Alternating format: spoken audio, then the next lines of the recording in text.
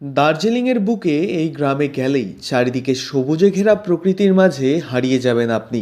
উত্তরবঙ্গ মানেই পাহাড়, উত্তরবঙ্গ মানেই সবুজে ঘেরা চা বাগান আর মন মুগ্ধ করা জঙ্গল। উত্তরবঙ্গের এই সবুজে ঘেরা পাহাড় এবং প্রকৃতির মজা নিতে প্রতিনিয়ত দূর দূরান্ত থেকে ছুটে আসে পর্যটকেরা। উত্তরবঙ্গে যেমন রয়েছে পাহাড়ের রানী দার্জিলিং থেকে শুরু করে ঐতিহ্যবাহী টয় ট্রেন, সবুজে ঘেরা চা বাগান, বিস্তীর্ণ জঙ্গল এবং এই উত্তরবঙ্গের পাহাড়ে দাঁড়িয়েই নিজের চোখে চাক্ষুষ করা যায় বরফের চাদরে মোড়া ঘুমন্ত বুদ্ধা অর্থাৎ কাঞ্চনজঙ্ঘাকে। তবে জানেন কি, এই উত্তরবঙ্গেই লুকিয়ে রয়েছে বিভিন্ন অজানা গ্রাম, এবং সেই গ্রামগুলি ধীরে ধীরে হয়ে উঠছে পর্যটকদের আকর্ষণের কেন্দ্রবিন্দু।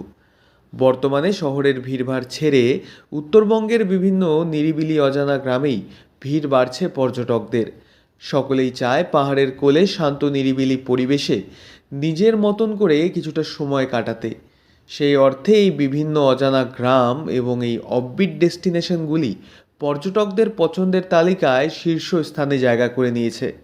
বর্তমানে শিলিগুড়ি থেকে দার্জিলিং যাওয়ার পথে রোহিণীর কাছেই চারিদিকে পাহাড় জঙ্গলে ঘেরা কোঠিদারা পাহাড় প্রেমীদের কাছে হয়ে উঠেছে এক স্বর্গরাজ্য।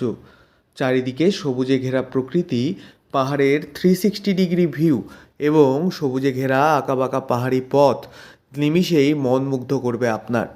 পাহাড়ি আঁকাবাঁকা রাস্তায় চলতে চলতে একদিকে যেমন ধরা দেবে রোহিণীর বিভিন্ন পাহাড়ি গ্রাম, তেমনি অন্যদিকে চোখের সামনে ভেসে উঠবে শহর শিলিগুড়ি।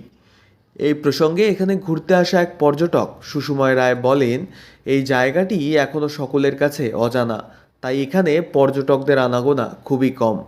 এখানে আমি দ্বিতীয়বার আসলাম এবং এই জায়গাটি সত্যিই আমার কাছে খুব পছন্দের। নিরিবিলি এই গ্রামে রয়েছে পাহাড়ের 360 ডিগ্রি ভিউ, পাশাপাশি চারিদিকে সবুজে ঘেরা পাহাড় এবং এই গ্রামের নিরিবিলি পরিবেশ বরাবরই মনকে মুগ্ধ করে। আমরা অ্যাকচুয়ালি এখানে একটা জায়গা আছে কোঠিটারা বলে, শিলিগুড়ির থেকে almost around half an hours. আর এখানে এসে খুবই ভালো লাগছে।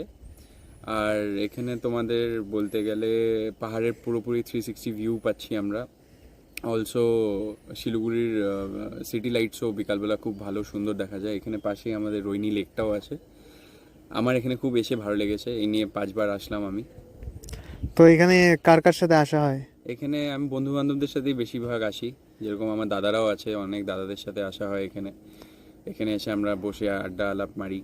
অ্যাকচুয়ালি সিটিতে তো প্রচণ্ড ক্রাউড। হ্যাঁ, সিটিতে এখন বলতে গেলে খুবই ক্রাউড হয়ে আছে।